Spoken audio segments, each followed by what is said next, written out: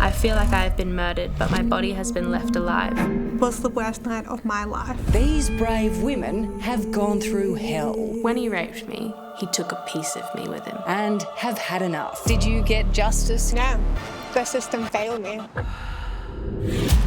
Coming up on 60 Minutes. The trial was more traumatic than the actual rape. My character was being judged. Their attackers were found guilty, but weren't jailed. Community service. Are you joking? It was a slap in the face. What's up with our justice system? Can you understand why complainants feel like they are on trial? They're not on trial. Does it need to be changed? So he can go and cuddle some puppies, and that's considered justice. That's next on 60 Minutes. They're damning statistics. 1 in 5 women in Australia over the age of 15 has experienced sexual violence, yet only 13% of sexual assaults are ever reported. Then the numbers get even worse. Few of those cases make it to court, and even fewer end in a conviction. It's no surprise many survivors of these attacks accuse the justice system of causing more harm than good. But as you'll see tonight, some women have now had enough and are courageously fighting to force change. And a warning, some of the issues raised in this story are confronting. This night was the worst night of my life. It forever changed who I am, and it almost broke me. To confront your rapist in a courtroom takes enormous courage. But Madeleine Lane was determined to get justice for the assault that changed her life. This crime turned me into a shell of myself. I felt so much shame. When he raped me, he took a piece of me with him. And I'm never gonna get that piece back. Emily Campbell-Ross knows her life will never be the same, but she's not giving up either. Having survived sexual assaults and gruelling trials, Emily and Maddie are still fighting. The trial was more traumatic than the actual rape. This is a court of law. Do you feel like you got justice here? No, the system failed me. It's the ultimate injustice. Despite being found guilty, neither Maddie nor Emily's rapists spend a single night behind bars. Now, these brave women are calling for change, so others won't have to endure the same pain. I didn't think the system actively put down women. I didn't think the system actively decriminalised rape. Because community service is a slap in the face. Before her assault, Maddie Lane was a vivacious and independent 27-year-old, living life to the full. I was very adventurous and outgoing, and I had been to 33 countries, so I had travelled extensively. But one night in April 2020 would destroy all that. Maddie met her rapist through the online dating app, Tinder. After exchanging messages, the pair decided to meet up for a casual night in. But Maddie made it clear sex was not part of the plan. So if you're wanting a hookup, I'd rather be upfront. I'm not your gal, and we wouldn't be having sex tonight or when we catch up. So if that's what you're after, I wouldn't want to waste either of our time. And then he responded, no, I respect that. I'd prefer it that way. As long as I got the chance to steal a cuddle off you tonight, I'll be happy. So what did you expect going to his house that night? I expected we were going to watch a movie together, we were going to get takeaway, we were going to smack a joint, and then we were going to go and sleep. And then I would leave the next morning. And what was the reality? It started like the expectations. I got there, we ordered takeaway, we smacked the joint, we watched the movie. And I felt okay to begin with until we went to the bedroom. And there were, in your evidence, some sexual acts that you did consent to? Yes, we did some sexual acts throughout that night. I say they're consensual. We never discuss them. Do you feel like there could have been any confusion about your consent or lack of consent? I made it crystal clear. And right before the assault, he went and got condoms from his wardrobe. And I asked him what he was doing. He's like, I'm getting a condom. And I said, why? We're not having sex tonight. And he dry humped me for a few minutes, and then he broke his promise and he put it inside me. And how did you respond in that moment? I froze to begin with, but I did fight. I started pushing at him and slapping, saying, please stop, please don't do this, I don't want this. Emily's assault shattered her sense of self and, initially, her hopes for a bright future. That little spark that made me Emily was demolished. I was absolutely ruined, and at some points in the months following, I kind of wished he had murdered me. Her rapist was a friend who she'd previously dated. He came over and I had made dinner. I was quite intoxicated when we, smoked marijuana, and he had amyl nitrate, which is also known as jungle juice, and I'd never tried that before, and he was like, give this a go. So I gave that a go, and it hit me like a freight train. I just was like, oh, I'm not good, really not good. So you were drunk and high, and you Yes. went to bed. Alone. He stayed downstairs to smoke weed. When you woke up, what was happening? His hands were in my pants. And I just knew what was coming. How did you react in that moment? I went limp.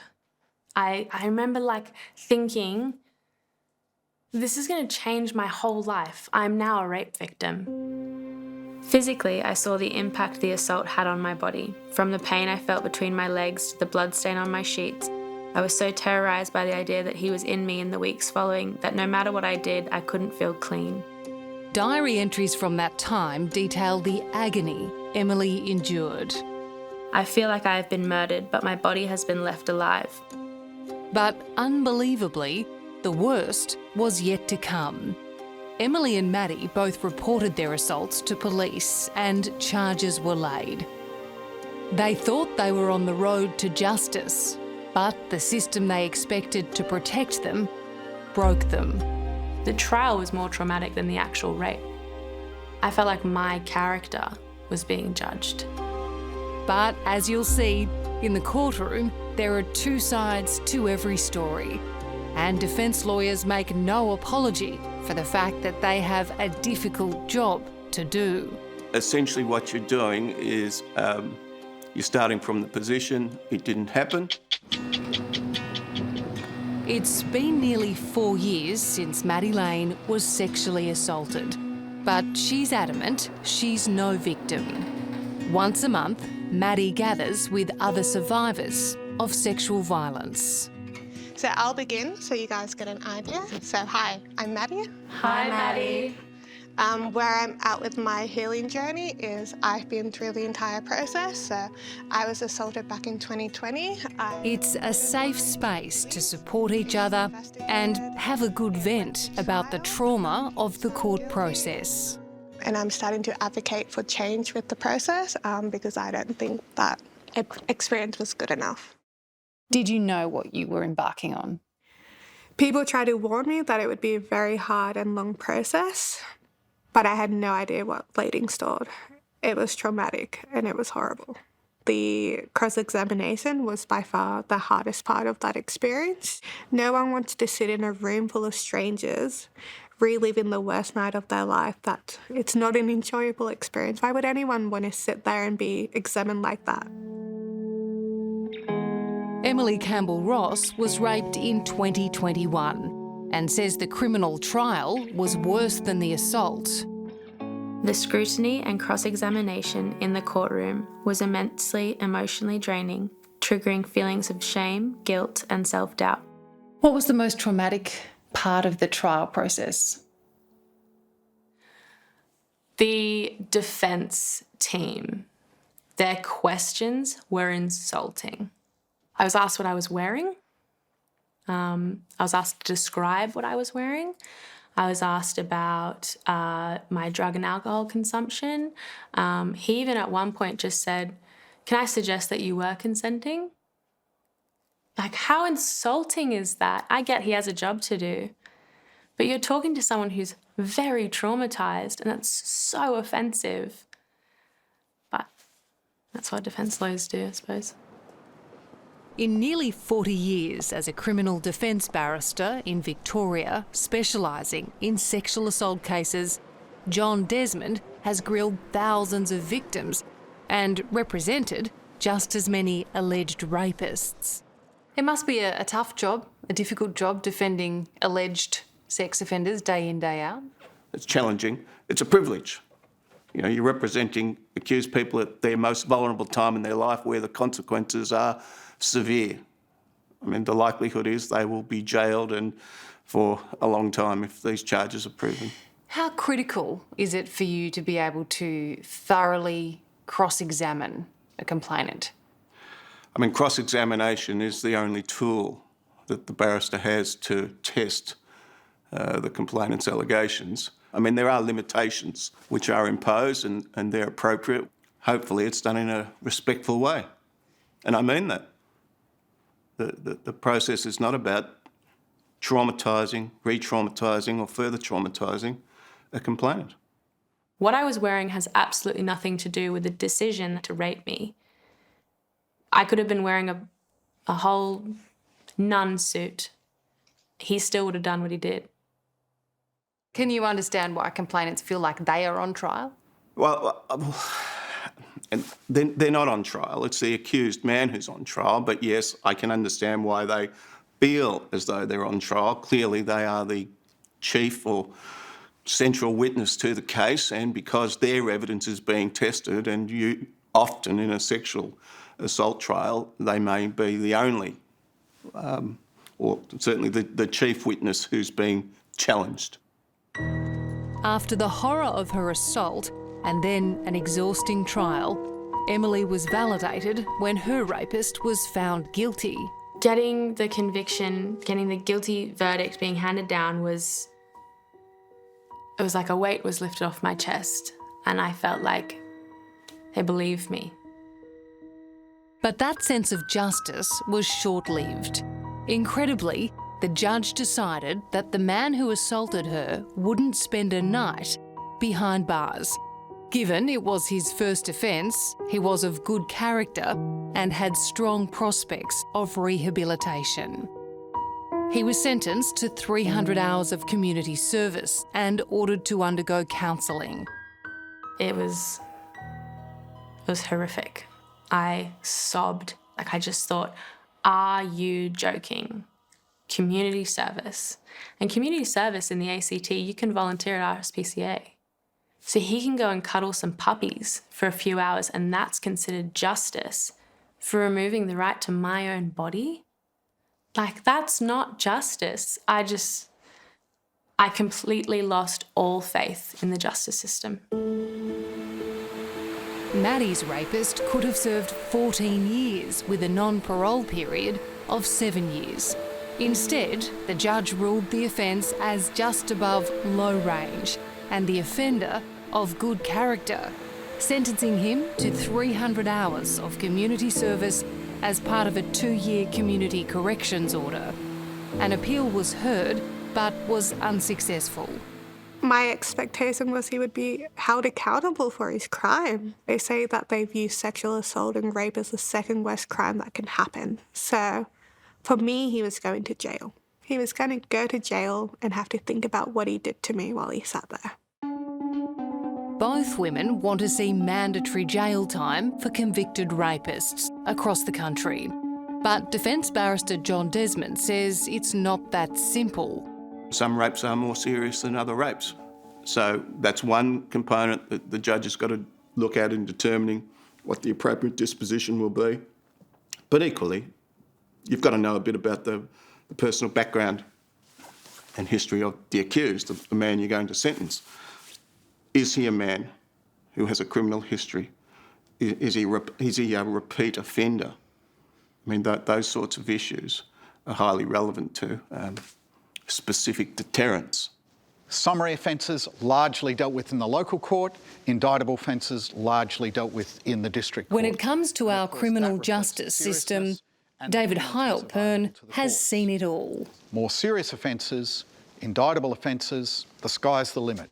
A former magistrate and barrister, these days David teaches law at the Gold Coast's Southern Cross University and is a staunch advocate for legal reform. He says Maddie's case highlights how the current system isn't working. Reading Maddie's cross-examination, I mean, she's accused of lying, she's accused of being a fantasist, she's accused of making it all up for her own benefit, and that must have been incredibly gruelling. And it adds insult to injury that after that experience and a victim impact statement and a sentence that doesn't include prison, that the High Court, even though they found it was manifestly inadequate, didn't intervene. So when the judge gets it wrong, what's the process? Well, in New South Wales, when a judge gets it wrong, there's an appeal process. And in this case, that occurred. All three judges found that this sentence was blatantly and obviously wrong.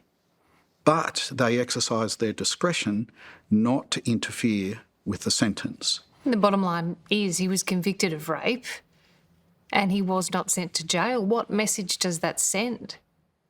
Well, that sends a message that there's a problem with the legal system. As the Australian government looks to overhaul the way sexual assault is trialled, could one of our nearest neighbours have some solutions? How were you dressed when he arrived at your door? The underwear, was that a G-string? Would that be permitted in your system? I hope like hell not.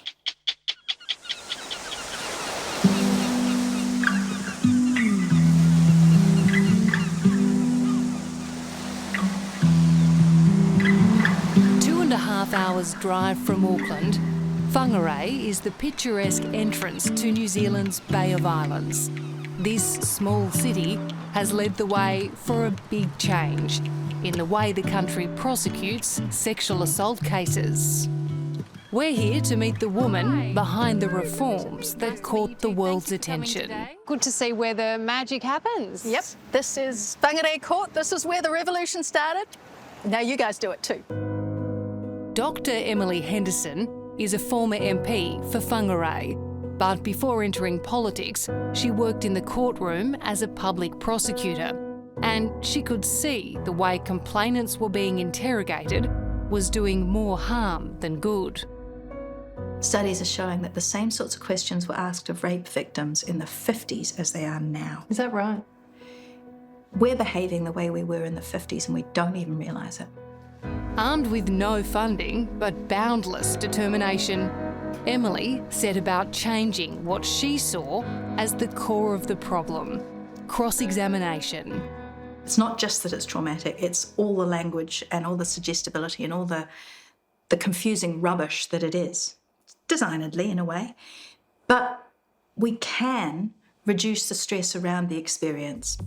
She designed a special training program for judges and defence lawyers to shift their attitudes and the way they questioned complainants. So what response did you get initially? Absolutely, they weren't going to do it. So what you do is, how do you change a game? You move the goalposts. Who's controlling the game? Who do we had to get to make the lawyers give up their tricks? Well, it's the judges. So we got the judges trained up. And once we trained the judges, the whole game shifted. And the lawyers might have been grumbling about it a bit, but they had to, if they wanted to win, aim differently. That was the real key, and it remains the key. If the judges will accept that certain techniques actually destroy the quality of evidence and make the trial less fair overall, then the lawyers will go along because that's the only way they'll keep winning. The Whangarei Court made other, simpler changes too: separate entrances for victims and defendants, and a less intimidating environment. So how much has this system had an impact on the community here? It's massive. What I hope we're going to see is more victims and complainants being easier and happier to come forward. Because one of the big issues we've all got is that people are too scared to come to court. As you know, the number of cases we have actually being reported is tiny compared to the number that's actually happening. Defence barrister John Desmond acknowledges the Australian system could be less daunting, but says the real trauma is caused by testing the evidence and exposing inconsistencies. And that's the job. Well, you must preserve the right to cross-examine. So make the complainant or complainants feel as comfortable as you can so that the process of giving evidence is not intimidating. But is that going to reduce the trauma of a complainant who's having put to her, you said something different to the police, you said something different to the magistrate, you said something different to your friend. Can you explain why the narrative has changed? That trauma will still be there. And he's not convinced that specialised training is necessary. It's effectively what we've got at the moment with the core group of judges who hear these cases. Ultimately, you get the specialist training on the job. Rubbish. You know, I get that attitude because, as I say, ex-lawyer, but we don't know what we don't know, you know? You're doing what you're doing and it seems to be working because as a lawyer, you really have no one reflecting back to you the reality. So those people walk out of the courtroom, you never see them again. You don't know what happened and you don't actually know what else you could be doing differently. I want to put to you some of the questions that have been asked in Australia to see if that would be allowed in your pilot. One of the brave victims complainants who's spoken to 60 Minutes was asked in cross-examination, how were you dressed when he arrived at your door? The underwear, was that a G-string? Would that be permitted in your system? I hope like hell not. I can't guarantee it wouldn't. But in most circumstances, that should not be asked because, of course, what it is really doing is going back to those myths about she asked for it, right? You're wearing a tight top, a short skirt and a G-string. Good heavens.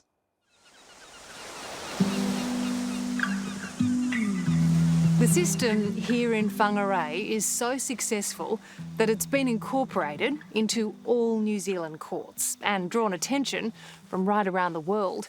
What it's shown is that even the smallest changes can make a really big difference for victims and defendants going through the agony of a rape trial.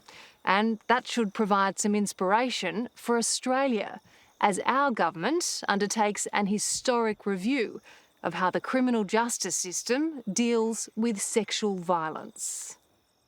We are seeing trials that are a lot shorter because we're case managing. We've got judges who are actually paying attention to trying to get the trials on faster. We're seeing complainants come through the process feeling more powerful, feeling more respected, and feeling good about what they've done.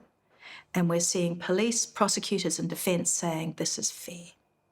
It's been really, really magic to see it happen, and it wasn't hard. I think that's what I'd say to you guys. It wasn't hard to do. This whole system is flawed and unfair and honestly unjust. No survivor of rape should have to go through a cross-examination to have the worst experience of their life dragged out for almost 2 years. Madeline Lane was raped on Sydney's North Shore by a man she met on Tinder. New Zealand's approach gives her hope that our criminal justice system can do better. I do think that people working in the courts, they need to be trained in how to deal with a survivor of sexual assault. It is a crime that affects your whole personality, your body, everything about you is changed. And so they may not know when you're triggered or you're traumatised, and so if they just have training to be aware of that and when you're being pushed and things like that, I think it would make a difference. Pretty cool place to grow up. In the scenic Blue Mountains in New South Wales, Emily Campbell-Ross is also slowly rebuilding her life after an assault and trial process that nearly destroyed her. Oh, it's so beautiful. Yeah. hard to feel negative when you got a view like this. Right. And knowing what you know now, would you report a sexual assault? Would you go through the criminal justice system again? I really don't know. I don't think the outcome was worth what I went through, but on the flip side, I am grinding for there to be change. I am pushing for there to be change. If I can protect one woman from going through this, I'm happy with that. Hello, I'm Amelia Adams. Thanks for watching 60 Minutes Australia. Subscribe to our channel now for brand new stories and exclusive clips every week. And don't miss out on our extra minute segments and full episodes of 60 Minutes on 9now.com.au and the 9Now app.